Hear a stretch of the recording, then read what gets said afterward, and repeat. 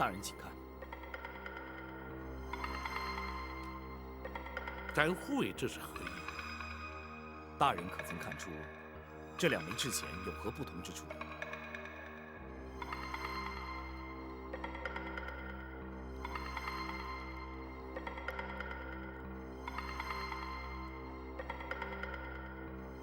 这2枚制钱除了一新一旧之外，并无不同啊。公孙先生，你拿着试试。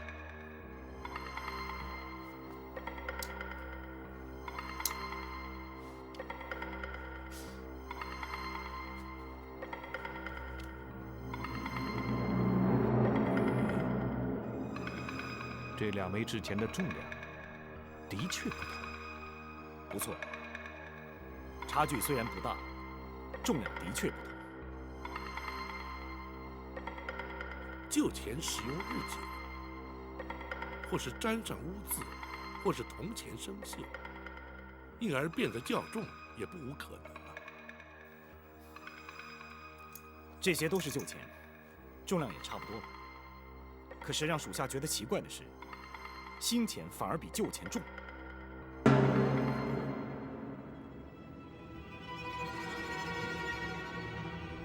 新钱是重了些，这就有违常理了。朝廷所发的制钱，虽由专司专责的钱监负责掌控，但每一枚铜钱轻重分量难免会有不同，这也不足为怪呀。可几乎每一枚新钱都比旧钱重，而且版面花纹也略有不同。属下认为，这就是不寻常之处。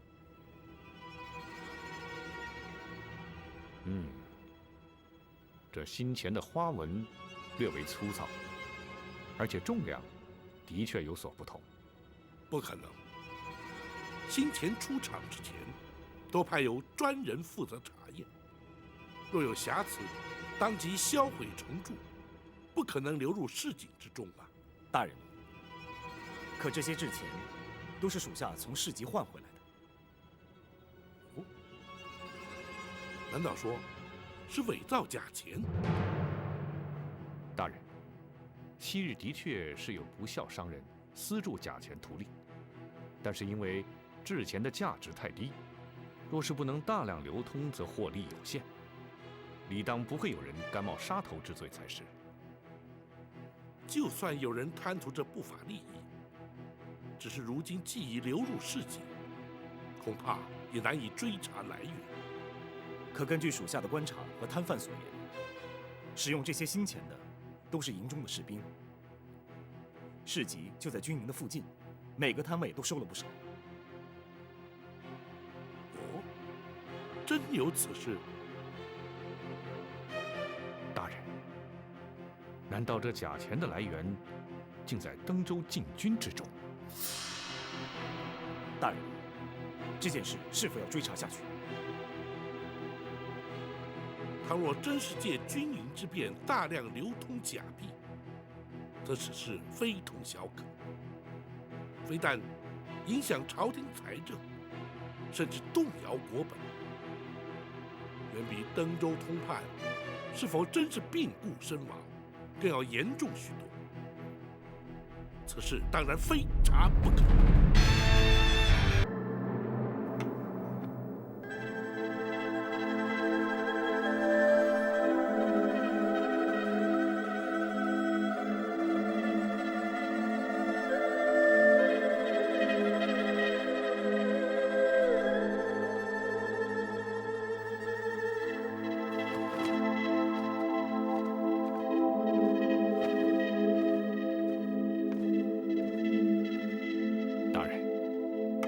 你二人分头查访的结果如何？根据市集摊贩的说辞，使用这些新钱的，并不是特定的几个官兵，而是全营官兵都在使用。学生在营中也略作打探，官兵手中的新钱，也都是在军饷发放的时候领到的。哦，如此说来，营中的军需官员所发放的竟然是伪币。正是。那一定是军需官员使用假钱图利。不，不能如此断言。或许正如展护卫所言，他们违法图利，也或许连他们本身也茫然无知，根本就没有察觉到所发出去的是假币。大人可要立刻召胡方前来问话。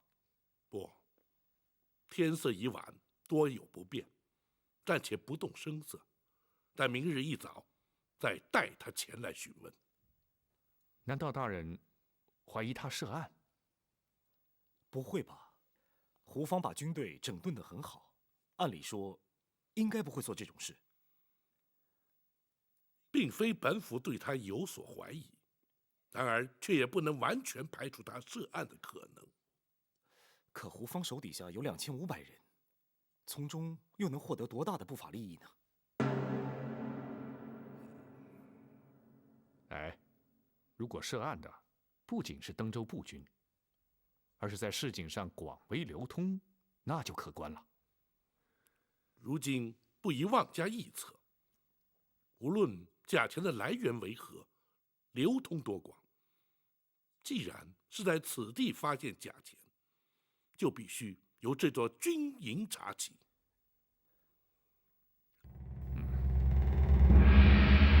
包大人召末将前去，可是打算离开军营了？包大人在此地还有未了之事。什么未了之事？召你进帐，就是为了此事。展大人可否透露一样？你担心什么？不是末将担心，包大人一向行事周密，言出必行。突然决定留在军营，必然是有极其特殊的情形发生。如果事先能够有所准备，总是好些。只要你行事端正，问心无愧，自然一无所惧。是。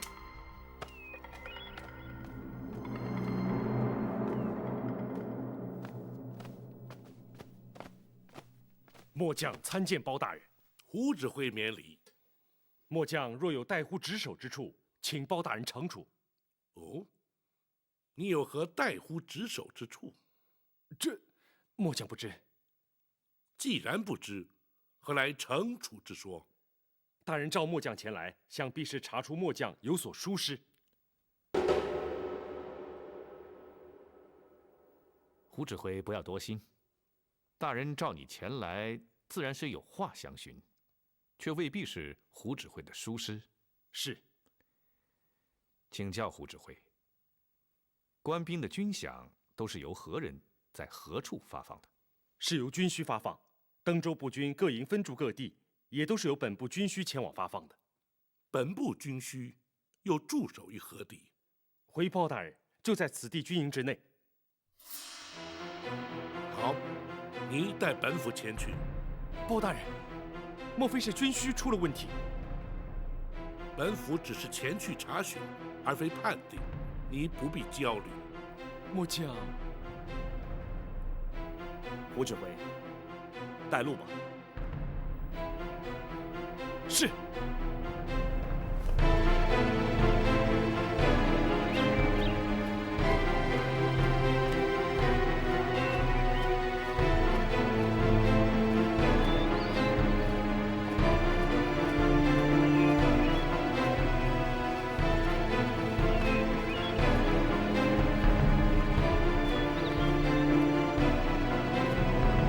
启禀包大人，他们就是营中军需。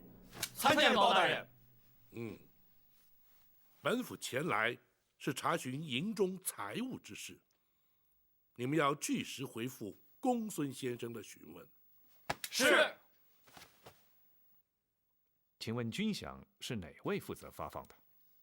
是属下负责发放。官兵军饷有整有零，那制钱是由何处兑换来的呢？制钱是由朝廷发放的，已经储备零钱，不需另行兑换。哦，那你手边还有没有未发出去的制钱？军中用度也需用制钱，这些都是尚未开封的。可否打开让我看看？当然可以。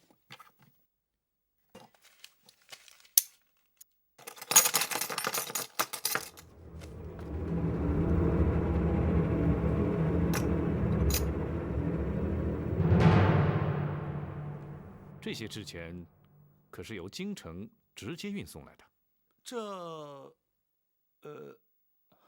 公孙先生，登州禁军军饷虽说是朝廷拨发，却是由登州湘军转发。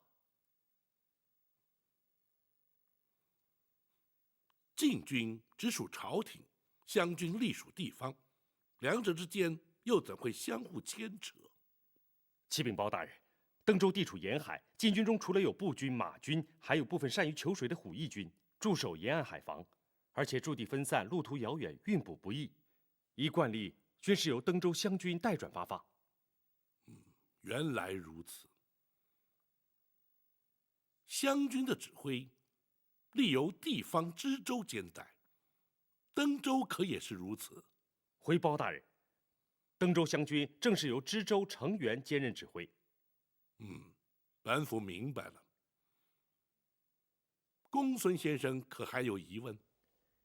是。这批新制钱，你们可曾发现有何不同之处？回公孙先生的话，这些都是本月刚到的，我们也觉得重量似乎重了一些，而且花纹图案也有些不同。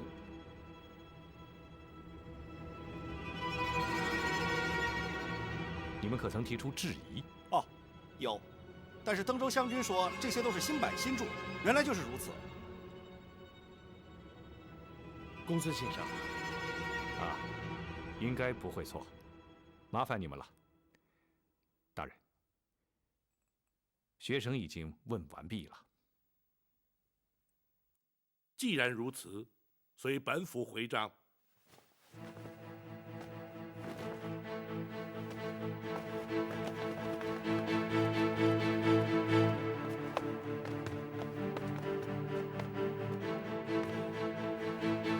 包大人，胡指挥可是心中大惑不解。是，请包大人开示。朝廷铸造官钱有一定的规范，官钱改版是何等重大之事，若非必要，又怎会轻易改变呢？包大人是说，官钱改版牵扯甚广，必定会先期通报周知。官钱根本就未曾改版改铸，那些制钱都是伪币。大人，末将对此事绝对一无所知。胡指挥，你不要惊慌。要是大人怀疑你的话，就不会告诉你了。方才当着军需官的面，若是说的太多，恐怕会引起骚乱。你坦然让本府前去军需查验，足可证明你心中不虚。本府自然对你不再有所怀疑。谢包大人对末将的信任。伪币既有来源，循线追查必定能有所获。此事不宜声张。末将绝不敢透露半句。那就好。大人要追查此案，可有末将效命之处？眼前没有，若有需要军队支援，本府自会随时通知。末将随时待命。本府暂留你营中，待明日确定追查方向之后，再定行止。是。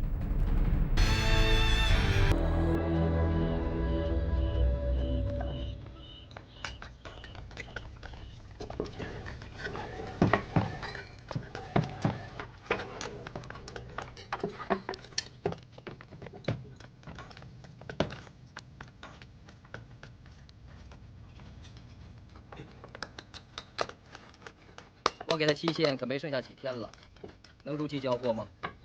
刁掌柜放心，现在已经完成了8、9成了，最多再有3、5天就可以交货了。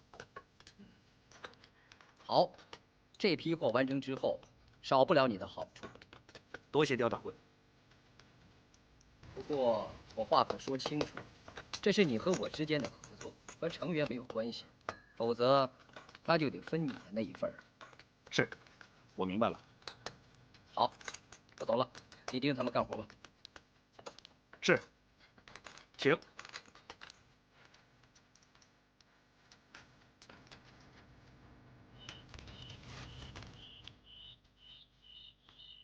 刁掌柜，走好。老四，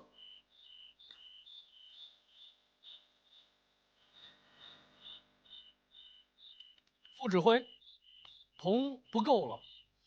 铜不够了，那去库房提就是了。这点事也能着。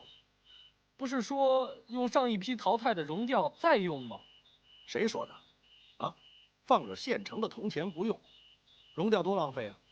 切，哎，叫你去库房里拿，哪来那么多废话？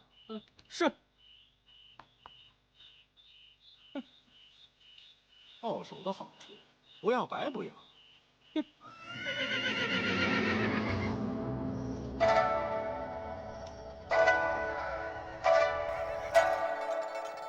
大人，属下有一件事情一直不太明白，大人可否指点迷津？展护卫，请说。朝廷铸造发行的官钱是铜钱，可是铜的本身价值就很高，甚至超过了铜钱本身。可是为什么还有人挖空心思铸造假钱？当中难道还真的有利可图吗？展护卫说的不错，铜贵钱鉴的问题由来已久，朝廷也正在研拟解决之道。不过，既然有人私铸假钱，必然是有利可图，所以才甘冒杀头之罪。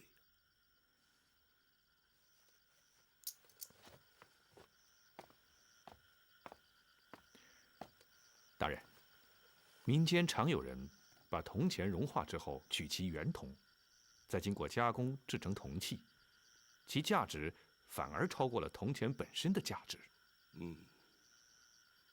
连朝廷的钱监里都发生过融化旧钱、铸造新钱的情形。大人，学生方才在研究这个假钱的成色。如果有人把真钱熔掉，取出原铜，在铸造假钱的时候减少铜的分量，这其中的差异便是利润之所在。不错，公孙先生能否说得明白点？好，钱监在铸造官银之时，铜占6分，锡铅合占3分。倘若把铜的成分降低至2分，将锡铅提高至7分，那么在扣除铸造之时的火耗、人工、磨损，1枚真钱足可以制造出2枚假钱而有余。原来如此，这些新钱所以比旧钱重，就是因为铅的成分放多了。很有可能。如果把这些假钱重入熔炉，确认其中铜、铅、锡各占的分量，就更加明确了。可是此地既无熔炉，又无工匠，又该如何查证呢？不，此地就有。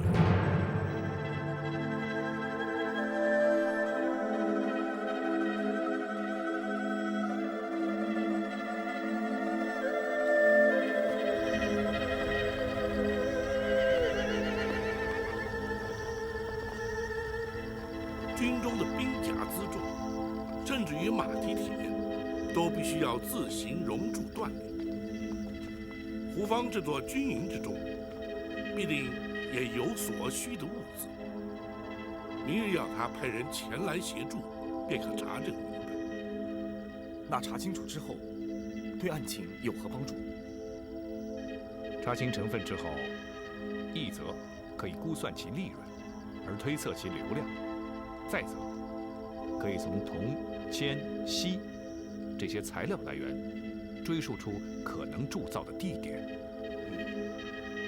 总之，此案若要追查，就必须多方查证，齐头并进。就依公孙先生之法，先查明铜钱的成分吧。是，学生明日立刻去进行。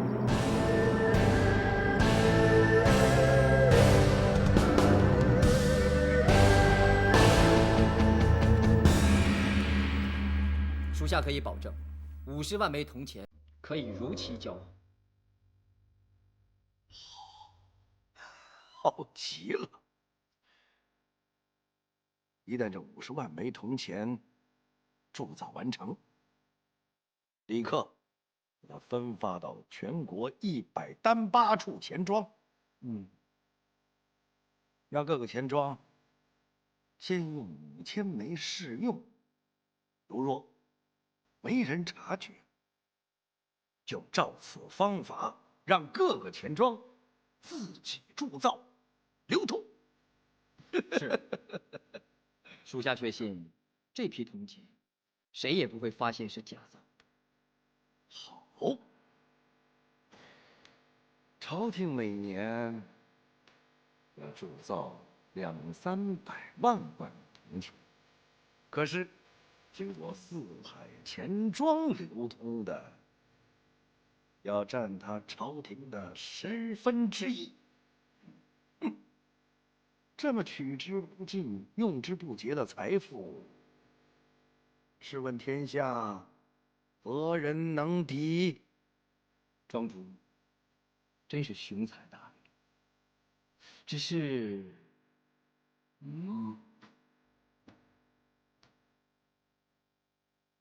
每贯有770，那就是770枚铜钱，一年下来，岂不要造将近2万枚？只要善用地方官府湘军，何愁达不到这个数额啊？是，属下得意。不过这个事绝不能让那个程元知道。这个程元呐，利欲熏心，贪得无厌。一旦让他知道了，就会给咱们招来无穷无尽的麻烦。庄主放心，属下已经稳住了商州湘军副指挥郑红，利字当先，他不会分给程元1倍更多。好，程元是个贪官，早晚会出问题。我们要未雨绸缪啊！是。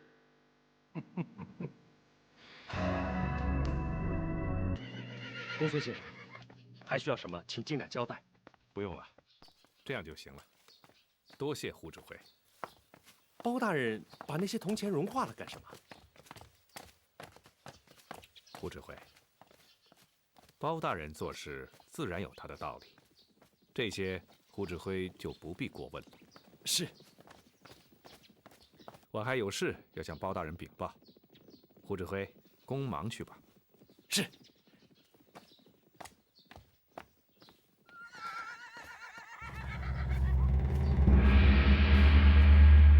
哦，铜的分量果然只有2分。是的，和学生的推断完全相符。如此说来，每一枚铜钱，在经过熔销重铸之后，的确会有1枚多的不法利益。这也难怪会有人铤而走险了。可他们想要庞大的利益，必须要大量发现。80万禁军，每人10枚，就有800万枚。难怪他们会用发放军饷的方式，让假钱出手。不，以他们的力量，应该没有办法掌握全军军需的发放，而且以质量的粗糙而论，会很容易被发现。不错，若想掌握全军，除非连三司及枢密院都有人参与其中，应该不至于如此啊。或许只有少数的军营地区才有这种情形发生，应该还有其他的流通方式。可只有军队才能有这么大的流量。铸造假钱的人，难道还掌握了其他更好的方式？流通的方式必须要顺理成章，而且能够确保不被察觉，的确不是很容易。大人，学生以为追查的方向应该指向必须大量使用铜钱的地方。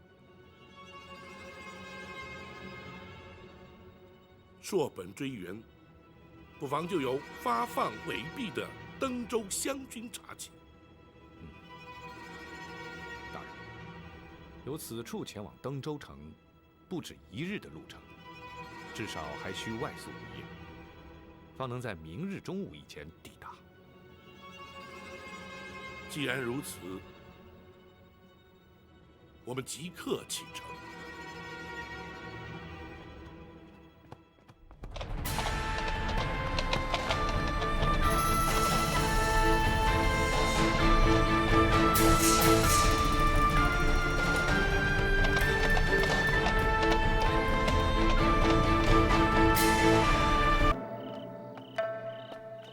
都还平静吗？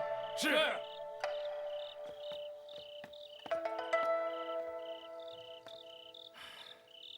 此地地处偏僻，又没有地方军队驻扎，而且我们都对这里不熟悉，所以要特别注意。是。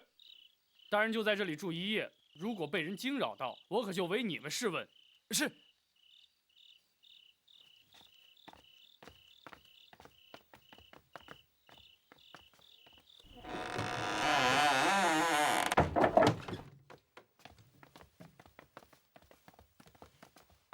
大人，这个地方还可以吧？既然是奉旨出京，任何地方都可能要去。驿馆原本就是让往来官吏暂宿之处，虽然简陋，却可免去露宿之苦。本府早就习以为常了。属下记得，当年行走江湖的时候，也常常风餐露宿，这种日子不好过啊。展姑娘可曾在江湖上闯荡？那倒没有。不过她从小最爱听在下说一些江湖掌故，所以从小她对江湖上的一些小小的伎俩都摸得一清二楚。属下只是担心她和唐真在登州会闯祸。展护卫，不用担心，相信展姑娘不会有事的。但愿如此吧。对了，大人，甲铜钱由登州湘军发给胡风的禁军，那程元兼任登州湘军指挥，此案会不会跟他有关？难说。那程元虽然仗着庞太师撑腰，但却也未必敢犯下如此大罪。不过，2任通判疾病身亡，的确匪夷所思。到了登州，还是得从程元身上着手追查。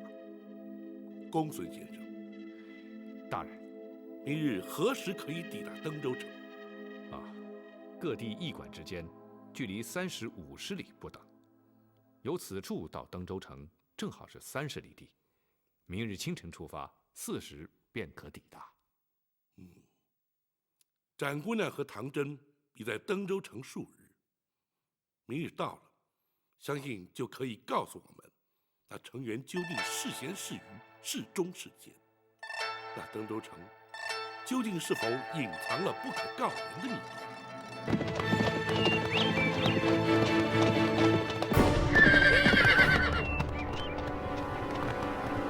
公孙先生，公孙先生，公孙先生。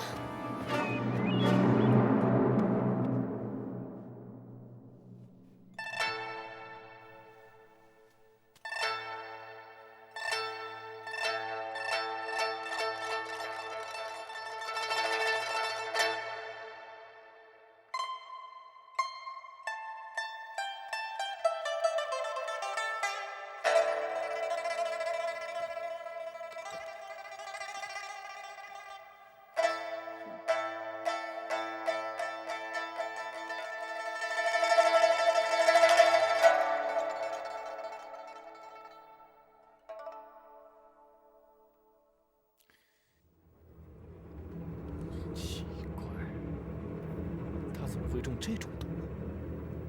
公孙先生，你知道少爷中的是什么毒吗？这种毒叫做无影散，药成粉末。无色无味，很难察觉。我之所以觉得奇怪的是，因为此毒乃是出自天竺，而非中原之物。如果是无色无味，怎么知道是无影散呢？此毒有个特殊之处，中毒之初并无异状，只是一旦毒性进入体内，原本无色，却会在颈脉之间排出一抹淡红的汗渍。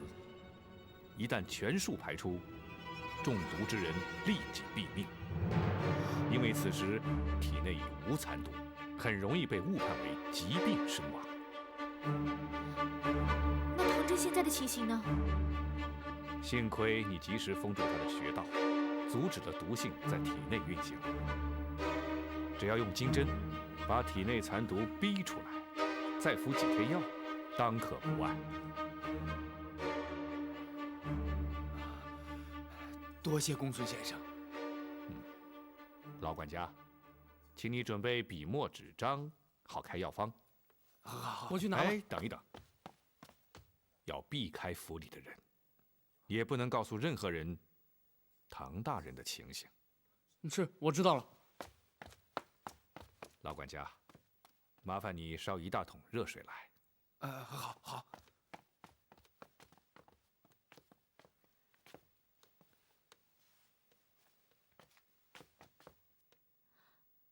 公孙先生，刚才情况紧急，来不及问，你们怎么那么晚才来登州呢？一言难尽。路途中发生的事情，恐怕跟登州有关，还是等大人从州衙回来之后再说吧。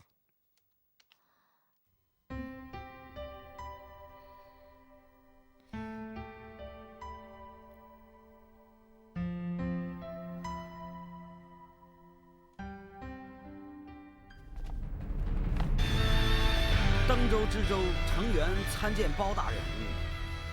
这位是御前4品带刀护卫展昭，展护。啊，原来是展大人，失敬失敬。好说。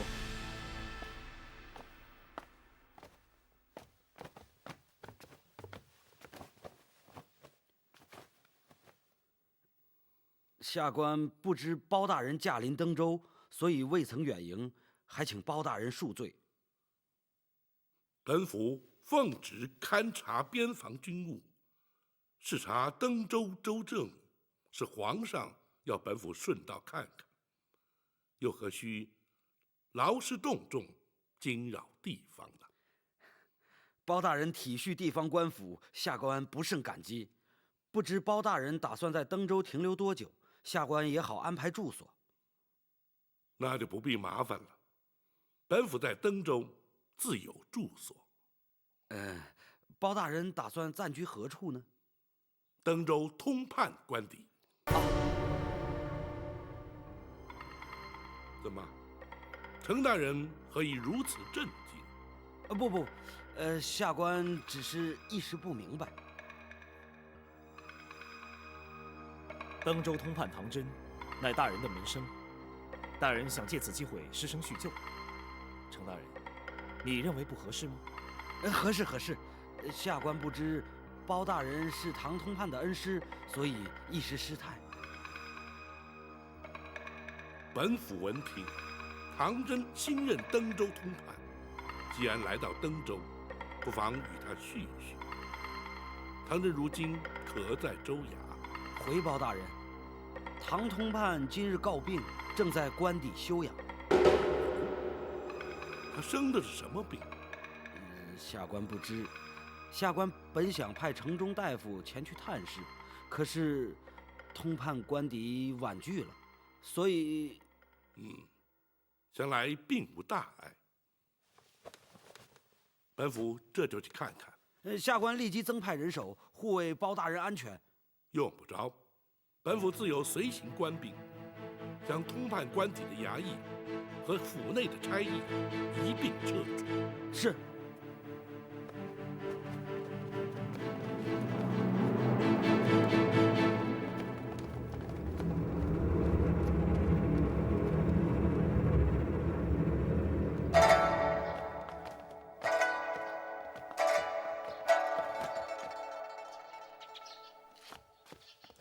不要让衙门里的人任意进出。有事情随时来报。是。唐真身上之余毒已经全数排出，休息一阵便可无碍。现在他正在昏睡，依学生估计，晚上便可醒过来。他人在官邸之中，又怎会遭人下毒呢？毒是下在账册上的。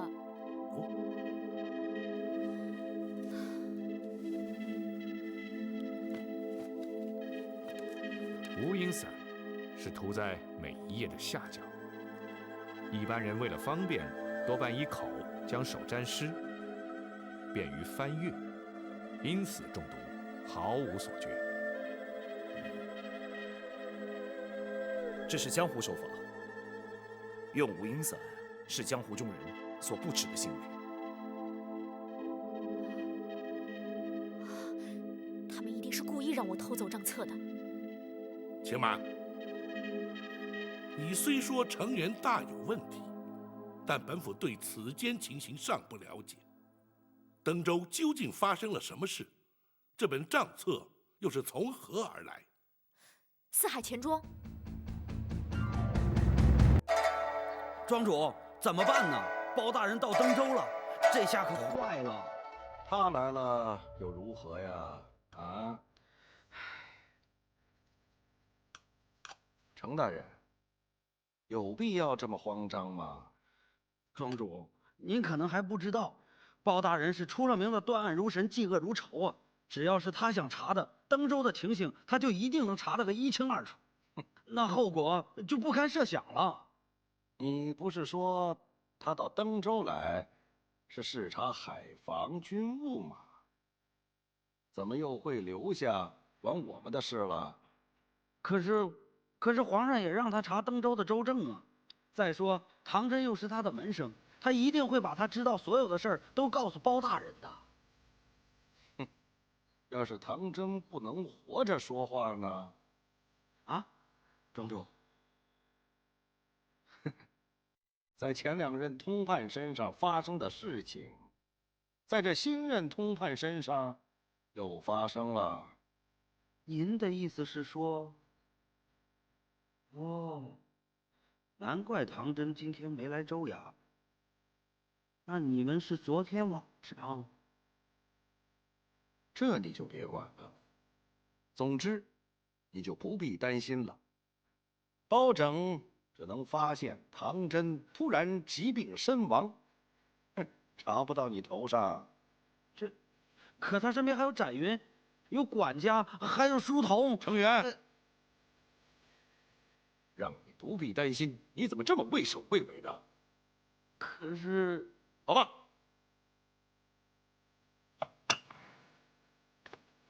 包拯就算起了疑心，又如何？他只不过是朝中的三品知府，朝中的王公大臣我见得多了，打我好处的不计其数。哼，包拯，他斗不过我。庄主，您当然不用顾及他了。可我毕竟是朝廷命官，又是他的下属，我要是被他盯上了，那是绝无活路的呀。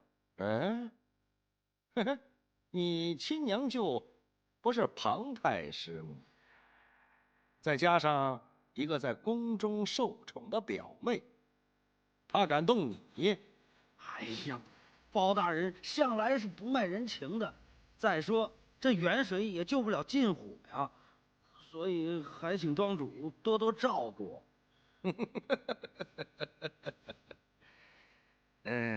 你我合作多年，我怎么能袖手旁观呢？啊，你放心吧。多谢庄主。下官还得尽快赶回州衙。这唐真出了事儿，包大人一定会来州衙找下官。如果给他知道我在您这儿，那就麻烦了。去吧。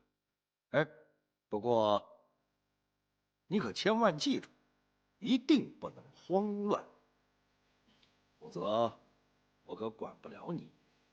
是，下官一定小心从事，下官告退了。嗯。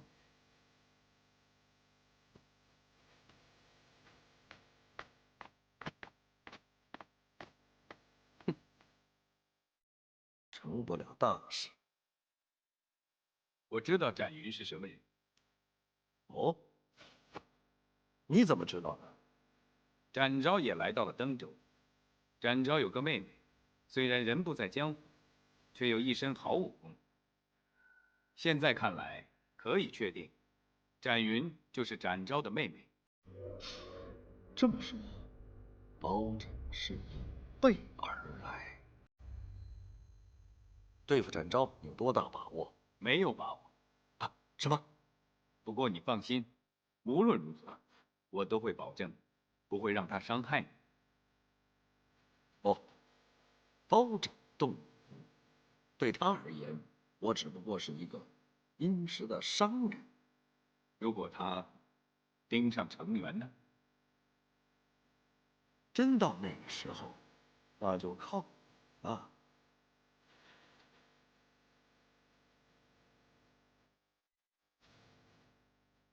我不能让程元把我给出卖了。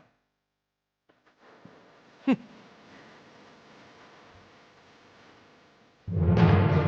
可恶！官商勾结，竟然明目张胆到这个地步！我去偷四海钱庄的账册，就是想找出他们的罪证。看来，如今他们有所防备。真的账册早已经藏起来了，假的账册是用来应付你们的。无论是吴英散，还是展云所说，他身边那位高手，都足以证明有江湖人介入。只是我们还不清楚他们究竟是何方人马。